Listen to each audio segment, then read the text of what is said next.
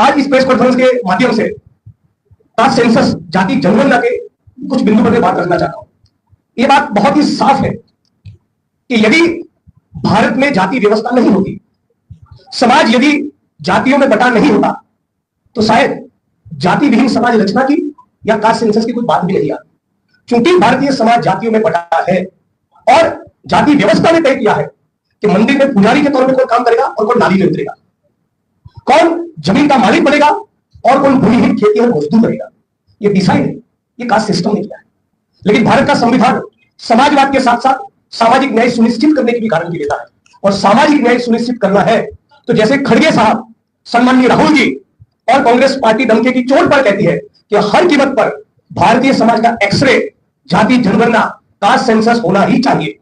बिना caste census ये पता चलेगा ही नहीं कि आज भारत में दलितों की क्या परिस्थिति है, पिछड़ों की क्या दशा है, अति पिछड़ों की क्या दशा है, डीएनटी, मुस्लिम, आदिवासी, दलित, ये कहां खड़ा है, उनके पास कितना धन है, उनके पास कितनी संपत्ति है, उनको कितने ठेके मिलते हैं, उनकी कितनी नौकरियां मिलती है, मीडिया में कितने लोग हैं, ब्यूरोक्रेसी में कितने लोग हैं, न्याय तंत्र में कितने लोग हैं, ये बिना कास्ट सेंसस के पता चलेगा ही नहीं।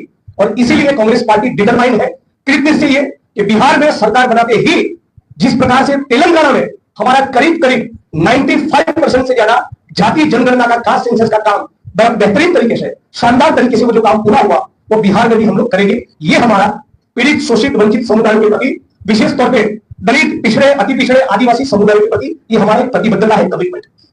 ये मैं जो कह रहा हूं कि एक्सरे, कास्ट सेंसस क्यों जरूरी है, उसकी छोटी सी एक झलक मैं आपके बीच में रखना चाहूंगा। कांग्रेस पार्टी के हमारे नेता के राजू साहब ने उसका एक स्टडी किया है, उसकी कुछ एनालिसिस आपके सामने रखना चाहूंगा।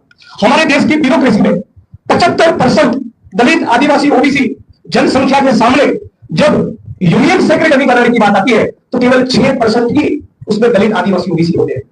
75% के सामने केवल 6%। इसलिए जरूरी है कास्ट सेंसस। जब न्याय तंत्र की बात आती है तो 75% दलित, आदिवासी, ओबीसी के सामने केवल 19% ही न्याय तंत्र में एससी, एसटी, ओबीसी का प्रतिनिधित्व है। शैक्षणिक संस्थाओं की, एजुकेशनल इंस्टीट्यूट की मालिकी की जब बात आती है तो 75% के सामने एससी, एसटी, ओबीसी केवल 6%। मीडिया हाउसेस की मालिकी में 0%, एनजीओ की मालिकी में केवल 2%। जो लोग सामाजिक समरसता का ढिंढोरा पीटते हैं, उस संघ परिवार की लीडरशिप में दलित, आदिवासी, ओबीसी केवल 4%। बॉलीवुड और एंटरटेनमेंट इंडस्ट्रीज में केवल 7%। स्पोर्ट्स में 29%। एनएससी लिस्टेड कंपनी में एससी, एसटी, ओबीसी केवल 6%। प्राइवेट अस्पतालों की मालिकी में 17%। भारत सरकार के यूनियन बजट में 75% की आबादी के सामने केवल 30%। स्टेट के बजट में 34%। एयरपोर्ट के ठेकों में 0%। पोर्ट के ठेकों में 0%। रोड रास्ते के कॉन्ट्रैक्ट में 2%। एनर्जी क्षेत्र के कॉन्ट्रैक्ट में, टेंडर में एससी, एसटी, ओबीसी केवल 7%। माइनिंग की लीज दलित, आदिवासी, ओबीसी को 1%। प्रिंट मीडिया में केवल 2%। इलेक्ट्रॉनिक मीडिया में 2% और डिजिटल मीडिया में केवल 4%। ये है भारत का एक्सरे। यदि कास्ट सेंसस पूरी ईमानदारी से हो, जाति जनगणना हो, तो इस प्रकार का वास्तविक चित्र पूरे हिंदुस्तान के सामने, पूरे भारत के सामने, सारे पड़ोसी की सरकारों के सामने, पूरे भारतीय समाज के सामने उजागर होगा। तो फिर उसके बेसिस पर इन दलित, पिछड़े, अति पिछड़े, अल्पसंख्यक, घुमंतु, आदिवासी, इन वंचित वर्गों के लिए किस प्रकार की योजनाएं, किस प्रकार की पॉलिसी, किस प्रकार की नीति और कानूनों का निर्माण करना है, उसके लिए बेहद जरूरी है कि हर कीमत पर कास्ट सेंसस हो। लेकिन मोदी जी और उनके जितने भी सहयोगी दल है वो बिल्कुल नहीं चाहते कि जाति जनगणना हो।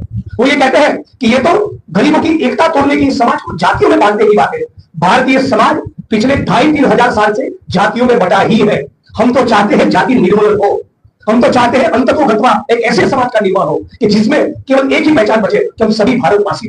लेकिन वो लक्ष्य की प्राप्ति के पहले पता तो चले क्या पिछड़ा कहां पर है, अति पिछड़ा कहां पर है, आदिवासी कहां खड़ा है, दलित कहां खड़ा है, कितने संसाधन, कितनी धन दौलत, कितनी संपत्ति और कितना बजट किसको मिलता है। यहाँ की सरकार ने भी, राहुल जी, खड़गे जी, कांग्रेस पार्टी के बार बार लगातार जाति जनगणना, कास्ट सेंसस का सवाल उठाने के बाद यहां पर भी एक सर्वे करवाया। लेकिन सर्वे का तात्पर्य यह था कि सर्वे में जो निकल कर आएगा कि गरीबी का निर्मूलन होगा, उस दिशा में कोई काम नहीं हुआ। और ये भी कहा था कि आरक्षण की कैप को हटाकर रिजर्वेशन को बढ़ाया जाएगा। लेकिन पटना हाईकोर्ट में जब इस मामले को लेकर पिटीशन फाइल हुआ तो यहाँ की सरकार ने बहुत ही कमजोर, ढीले ढाले तर्क दिए। मतलब कि नहीं, हमने तो कास्ट सर्वे करवाया था, इस प्रकार का पॉलिटिकल बेनिफिट मिले, लेकिन सही मायनों में कोई काम न हो। और भारत के संविधान की जो जो प्रस्ताव में लिखा है कि सामाजिक न्याय को सुनिश्चित करना है, तो यदि सामाजिक न्याय सुनिश्चित करना चाहते थे, यदि आप गरीबी निर्मूलन करना चाहते थे, यदि आप आरक्षण की केस हटाना चाहते थे, तो 9th शेड्यूल में आपको डलवाना था। अभी पार्लियामेंट में ऑन रिकॉर्ड ये खुलासा हुआ है, पार्लियामेंट में हमारा social justice welfare department on record ये कह रहा है कि हमारे पास तो मामला पहुंचा ही नहीं, ये तो हमारा क्षेत्र है ही नहीं, ये तो यहाँ की सरकार का विषय है। सरकार कह रही ये तो केंद्र की सरकार का विषय है। मतलब कि डबल इंजन की सरकार दोनों मिलकर नीतीश जी और मोदी जी पूरे प्रदेश के, पूरे भारत के, पूरे बिहार के दलित, आदिवासी, ओबीसी को मूर्ख बना रहे हैं। उनका 2023 में जो सर्वे आया, socio economic survey, socio economic study हुआ, उसमें तो साफ पता चला कि करीब करीब 5 करोड़ बिहार की आबादी ऐसी है जो पर डे रोज का केवल 40 रुपए में जीवन जीती है। ये कैसे जीवन जीते हो?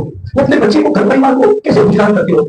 100 में से 45-50 बच्चे जिस प्रदेश में कुपोषित हो, उस प्रदेश का यदि बाप केवल दिन का 40 रुपया कमा रहा है, 4 करोड़ के करीब ऐसी आबादी है, पर डे केवल 67 रुपये कमा रहे हैं। मतलब कि बिहार की 13 करोड़ आबादी में से 9-10 करोड़ लोग 2 वक्त की रोटी उनको नसीब नहीं, और उसी के कारण उनको हमारे गुजरात में, केरला में, कर्नाटका में मजदूरी करने के लिए पलायन करना पड़ता है। और इसलिए इस प्रेस कॉन्फ्रेंस के माध्यम से न केवल हम इस सरकार को एक्सपोज करते हैं, हम मांग करते हैं कि बिहार की ये सरकार भी अपना रुख स्पष्ट करे, अपनी पोजीशन क्लियर करे कि कास्ट सेंसस के मामले में उनकी क्या राय है, क्यों ये खुलकर अपनी पोजीशन नहीं लेते। और यदि मोदी जी इस मामले पर खामोश है तो नीतीश जी को भी उनको सवाल पूछना चाहिए। यहाँ मैं एयरपोर्ट से इस प्रेस कॉन्फ्रेंस के लिए आ रहा था, तो रास्ते में बहुत समय होर्डिंग देखे, भीम संवाद, क्या यहाँ दलितों की परिस्थिति, कितनी जमीनों का आवंटित किया। नीतीश जी 20 साल से सीएम है, क्या वो 20 गांव का नाम दे सकते जहां पर उन्होंने माथे मेला धोने की प्रथा को खत्म किया? क्या वो 20 गांव का नाम दे सकते जहां पर उन्होंने छुआछूत को खत्म किया? क्या पटना में सफाई कर्मी नाली साफ करते वक्त आज भी 300-400 रुपए के लिए गटर में उतर कर मरने के लिए मजबूर नहीं है? क्या हिंदुस्तान में रोबोट्स और दूसरे इक्विपमेंट इन्वेंट नहीं हुए कि किसी भी सफाई कर्मी को गटर में उतर कर मर जाना पड़े? लेकिन ये सुनिश्चित नहीं करना चाहते। उनकी सोच वही है जो भारत के प्रधानमंत्री की है। भारत के प्रधानमंत्री जब गुजरात के मुख्यमंत्री थे तो कर्मयोगी नाम की किताब लिखी, और उस किताब में लिखा कि सफाई कर्मियों को सफाई काम करने में आध्यात्मिकता का आनंद मिलता है। ये उनकी सोच है।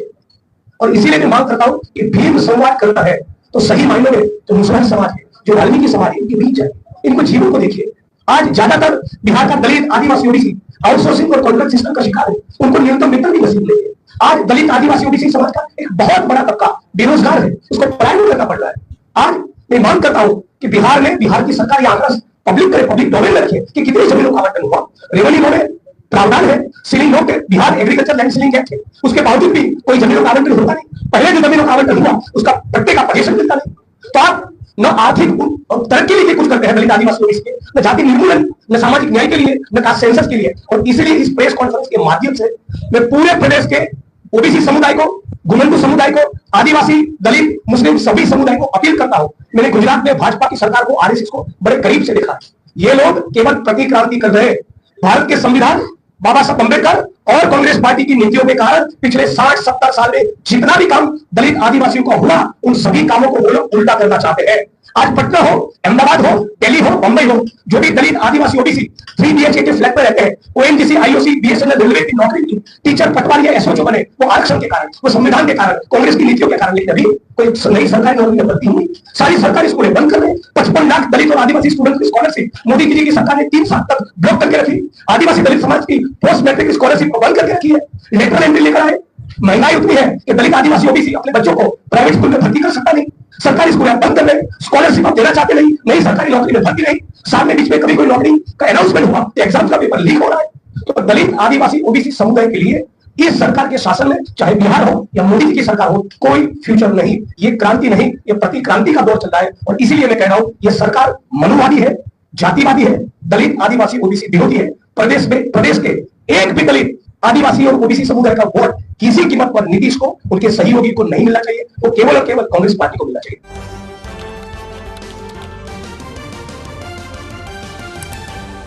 आपकी आवाज